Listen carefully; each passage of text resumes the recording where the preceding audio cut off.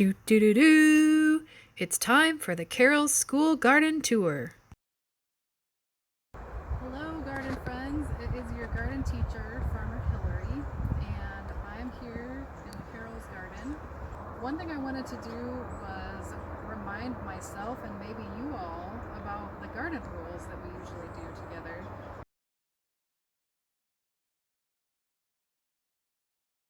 Will you do them with me? Okay, so let's see. We got walk in the garden, wait to be invited, listen with respect, and take a deep breath. Yeah, it feels good. That's the first time I've done those rules in like many months. Thanks for giving me a reason to do them. The garden has been, it's still growing. I was still able to plant quite a bit of stuff, but it just doesn't feel quite the same without all of the love that the students give to it. Yeah, it's a little different this year. It's different every year, but I wanted to show you all a little bit of what's growing this year so you can kind of get a feel for what's been happening since you have been at home. All right, friends, so we are going to do a little tour and I'm going to show you around what's been planted this year. Some of the stuff that you see will be very familiar because there's stuff in here that doesn't ever change, right? What are some things that mostly stay the same in the garden year after year? There's fruit trees, and those are always growing, but they are staying planted in the same spot. They just get a little bit bigger and maybe change shape a little bit. Fruit trees mostly stay the same year after year. They are planted just one time and then they grow for many years. And there's also herbs and some other perennials, which means plants that just keep growing year after year. You don't have to plant them every year. Some herbs are perennial. Perennial plants grow for years without having to be planted again. But then there's lots of things that are just stuff that got planted this year, and we'll probably take it out at the end of the season, which is coming up soon. Many plants are planted again every year. Those plants are called annuals, and we have many of them in the garden. This is another plant friend that I'm really excited to introduce you to. This plant is called broom corn. So like the tool that you use to sweep. Broom corn grows on a plant that looks very similar to the plants that we get sweet corn and popcorn from. And if you look real closely, can you see all of those little things hanging off of there? Those are little things of pollen. And the reason this is called broom corn is that once all of those seeds are off of there, all of these are seeds, you can use that leftover part, this leftover part, all of these things, once they're dried out and kind of stronger, that's what you can use to make a broom. So that's why it's called broom corn. Without honeybees and other very important pollinators, we'd have to go without a lot of different foods that come from plants, like chocolate, apples, broccoli, blueberries, and almonds.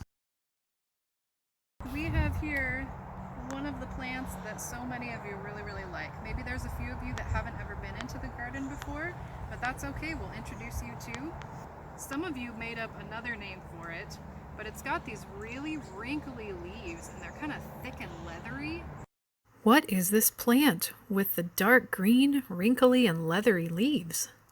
When we look at it, it kind of might remind us. I mean, I've never touched one before, but I would imagine that this is what this animal would feel like. But this plant is a kind of kale, and it is named after dinosaurs. So it's called dinosaur kale, and I know that some of you have liked to call it dragon kale in the past, and that's just fine too. Buzz, buzz, buzz, I'm a happy honeybee. Who is this long brown thing? Some of you recognize that? I bet you do. I bet so many of you recognize it, and I bet you'd recognize it even more. It's not quite ready to do this, but we're going to open it up. Those are our scarlet runner beans, or our magic beans is the other name we use for them. And all of those scarlet runner beans that are growing in the tunnel this year, I didn't have to replant those. Those came back on their own. And when a plant does that, it's called a perennial. So we've got lots of scarlet runner beans again. There's some really, really long ones in here. Let's see if I can find that long one. Oh my gosh, look at this. Hold my hand up here so you can kind of see how long it is. Isn't that wild? Look how long, that's probably like almost a foot long. That's pretty amazing. This plant is something that we eat the pod. Or another way we could talk about the part that we eat is that it's the fruit. Let's see if we can find some on here. Can anybody spot some from where they are? Let's see. Is that a fruit? No, that's not a fruit. That's a flower. What about that? Is that a fruit? That is a fruit. Look, there's a bigger one over here. Anybody recognize this friend, this plant friend? This plant friend is called a snap pea. And this is a plant that we can actually eat. We can eat this whole thing that's in my hand. We might not want to eat this part at the tip, the little leaves there, or the stem, because it's kind of tough. Snap peas are pretty cool because just like our friends, the magic beans, snap peas are a plant that can climb. Look at this. That's called a tendril.